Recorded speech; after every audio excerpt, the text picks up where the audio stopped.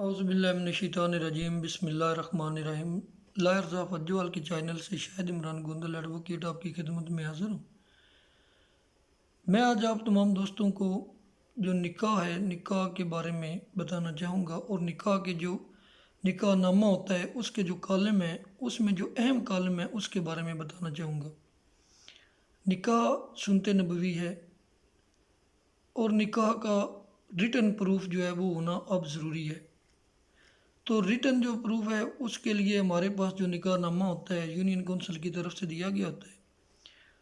تو نکاح خان جو ہے وہ نکاح ہمارا پڑھاتا ہے، اور نکاح رجسٹرار جو ہے وہ نکاح درج کرتا ہے۔ جو ہمارے نکاح کے کوائف ہیں وہ تمام تر اس کو درج کرنا ضروری ہوتے ہیں۔ یہ ایک علیحدہ بات ہے کہ ہماری ہائر کورٹس جو ہیں انہوں نے یہ فرمایا ہوا ہے کہ جو زبانی نکاح ہے اس میں اور جو تحریری نکاح ہے اس میں کوئی فرق نہیں ہے، فرق تو واقعی نہیں ہے، لیکن جو ہمارا نکاح نامہ ہے اس میں ہمارے تمام تر کوائف جو ہیں اس کو محفوظ کیا جاتا ہے۔ اگر وہ محفوظ نہیں ہیں تو وہ غیر مصدقہ ہیں۔ نکاح تو ہو جائے گا اگر مولوی صاحب پڑھا دیتے ہیں، نکاح خان ہمارا نکاح پڑھا دیتا ہے دو گواہان کے درمیان، تو وہ مرد عورت آپس میں میاں بیوی تو بن جائیں گے، لیکن جب تک نکاح نامے میں وہ رجسٹرڈ نہیں ہوں گے وہ کوائف، ان کو ہمیں تسلی نہیں ہوگی کہ وہ کن بنیاد پر نکاح ہوا۔ اب بنیاد کیا ہے وہ میں بتانا چاہوں گا کہ جو ایک نکاح نامہ ہے اس کے 25 کالم ہوتے ہیں، جس میں دولہے سے شروع ہوتا ہے، دولہے کا نام، اس کی عمر، پیدائش، والدیت اور اس کا ایڈریس وغیرہ ہوتا ہے، اور اس سے نیچے جو کالم ہے اس میں بیوی کے ہوتے ہیں، جو لڑکی ہوتی ہے دلہن اس کے نام ہوتا ہے، اس کی عمر پیدائش ہوتی ہے، والدیت وغیرہ ہوتی ہے، اور نیچے جو اہم اس کے کالم ہیں اس میں بات کرنا چاہوں گا۔ وہ کالم 13 سے شروع ہوتے ہیں اور وہ 25 تک ہیں، لیکن ان سب میں سے جو اہم کالم ہیں وہ 13، 14، 15، 16 اور 17 ہیں۔ جو 13 کالم ہے اس میں حق مہر کے بارے میں بتایا گیا ہے۔ حق مہر وہ رقم ہوتی ہے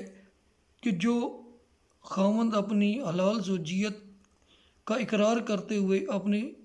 زوجہ کو یعنی کہ اپنی ہونے والی بیوی کو وہ حق مہر ادا کرتا ہے کہ یہ مہر کی رقم ہے۔ اب یہاں پر سسٹم یہ ہے کہ لڑکی والے ڈیمانڈ کرتے ہیں کہ حق اتنا حق مہر ہمیں چاہیے۔ جو عام طور فیملیز ہیں ان میں 2000 سے لے کر 5000، 10,000 ہے، زیادہ بھی لوگ دیتے ہیں، لیکن جب کوئی معاملہ ایسا ہو جب لڑکی والوں کو یہ خدشہ ہو کہ یہ ہماری لڑکی کو بسائے گا نہیں، تو وہ اس میں زیادہ حق مہر لکھوا لیتے ہیں جو کہ غیر معجل کی صورت میں ہوتا ہے۔ اب جو 13 نمبر کالم ہے اس میں لکھا ہوتا ہے کہ حق مہر کی رقم، آگے لکھا ہوتا ہے کہ کتنی رقم ادا کر دی گئی ہے یا کتنی بقایا ہے، کالم میں معجل ہے یا غیر معجل ہے۔ اگر غیر معجل ہے تو اس کا مطلب ہے کہ ابھی خامند کے ذمہ بہت سا جو بھی انہوں نے لکھوایا ہے وہ اس کے ذمہ ابھی پینڈنگ حق مہر ہے۔ اب جو حق مہر ہے اس کی اگلا جو کالم ہے اس میں لکھا ہوتا ہے کہ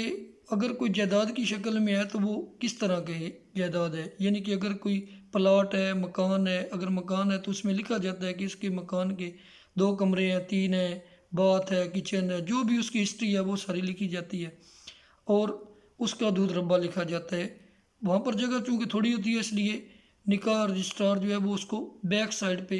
تو اس کی تمام تر جو تفصیلات وہ لکھ دیتے ہیں۔ اور جو اگلا کالم 17 ہوتا ہے اس میں لکھا جاتا ہے کہ اگر کوئی دیگر شرائط ہیں تو اس سے آگے جو کالم ہے اس میں بھی تقریباً تمام تر شرائط ہوتی ہیں، لیکن وہ شرائط کبھی ملی نہیں، کیونکہ ہماری جو ہائر کورٹس ہیں وہ کہتی ہیں کہ یہ ایک شرعی حق ہے طلاق دینے کا، تو خامند کو نہیں روکا جا سکتا کسی بھی شرائط پر کہ وہ اگر اپنی بیوی سے خوش نہیں ہے، وہ اس کو طلاق دینا چاہتا ہے، تو وہ کوئی شرائط اس کو نہیں روک سکتی۔ لیکن جو کالم ہے حق مہر کے،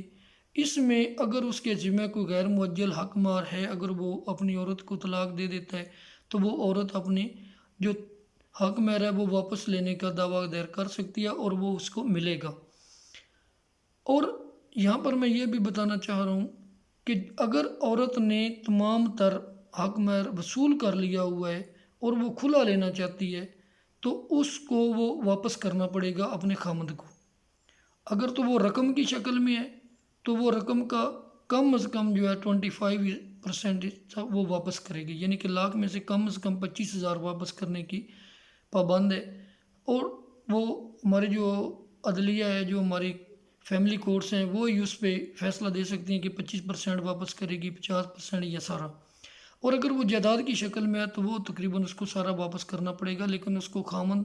जो उसका है उसको एक अलहदा से दावा दायर करना पड़ेगा। तो आज मेरा जो मेन मकसद था वो यही था कि जो मेरे नए भाई हैं, जो नए वकील बन रहे हैं, या जो दीगर लोग हैं जिनको ये इल्म नहीं होता, वो यही समझते हैं कि हक महर की रकम अदा दे दिया है और औरत ने अगर खुला भी ले लिया है तो वो उसको वापस क्लेम नहीं करते। या अगर औरत जो है वो उसने खुला नहीं भी लेना, अल्लाह ना करे ऐसा कभी मौका ना ही आए, लेकिन औरत किसी स्टेज पर भी अगर खुला नहीं लेना चाहती, वो आबाद भी है, अगर खामंद के ज़िम्मे कोई गैर मुअज्जल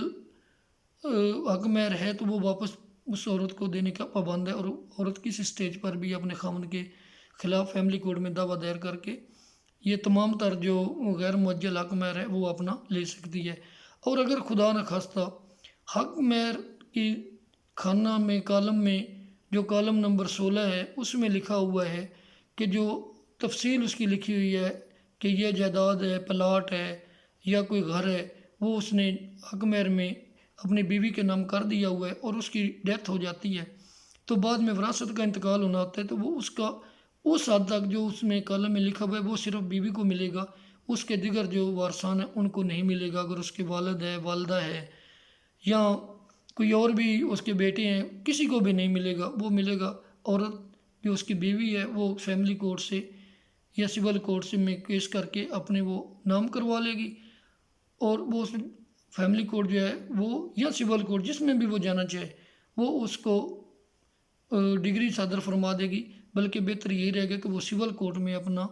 क्लेम करे, और सिविल कोर्ट जो है वो इंशाअल्लाह ताला उसके हक़ में डिग्री दायर कर देगी। तो ये जो आज की वीडियो है, मैं उम्मीद करता हूँ कि आप तमाम दोस्त जो हैं वो लाइक करेंगे, और मेरी हम्बल सबमिशन है, दरख्वास्त है कि तमाम लोग जो इंटरेस्ट रखते हैं ला से वो मेरा ये चैनल सब्सक्राइब कर लें, ताकि मैं आइंदा भी जो अपने इल्म के मुताबिक पोस्टें शेयर करता रहूँगा वीडियोस। और अगर कोई भाई भी कोई क्वेश्चन करना चाहता है, किसी कोई मसला है, तो वो मेरे फ़ोन नंबर पर भी मुझे मैसेज कर सकते हैं, कॉल कर सकते हैं, या हम कमेंट्स में अपना मसला बताएं, इंशाअल्लाह ताला उनकी पूरी रहनुमाई की जाएगी। शुक्रिया, थैंक यू, अल्लाह हाफ़िज़।